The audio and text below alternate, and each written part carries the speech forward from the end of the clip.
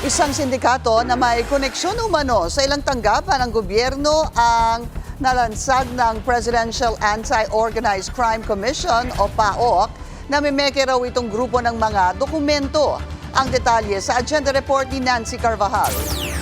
Sa kabila ng kaluwat-kanang pagdinig sa Kamara, wala pa ring malinaw na sagot kung paanong si Alice Guo at iba pang mga Chinese national ay nakakuha ng mga government document gaya ng passports at birth certificates.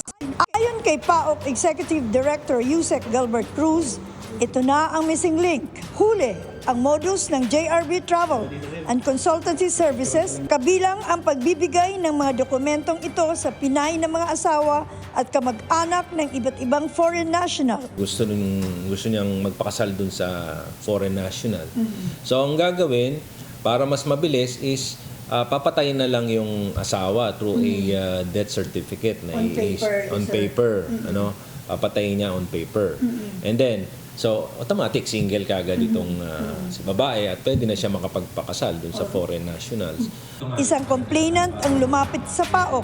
Mayroon daw nagpakilalang tauhan ng ahensya at nag-alok na mapalaya ang isang POGO worker kapalit ng ₱250,000. Bunsod nito, nilusob ng PAOK at CIDG ang travel agency sa Intramuros nitong Miyerkules. 2 ang arestado sa operasyon.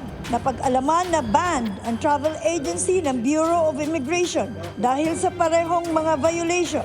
Ayon naman kay Cruz, legal at lehitimo ang mga government paper na nakuha sa loob ng agency, kaya posible raw na may mga kasabwat ang mga ito sa gobyerno. Ito yung iba't ibang mga government-issued IDs. Like, alimbawa, ito sa students driver's permit, driver's license, nandito ano.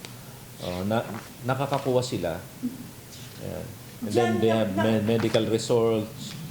Tapos, mga non-appearance ang nangyayari rito. Ano? Ibig sabihin, hindi na nila kailangan pumunta dun sa mga agencies na yan. Irerekomenda ng PAOK ang multi-agency operation para tuluyan ng mahinto ang ganitong mga operasyon.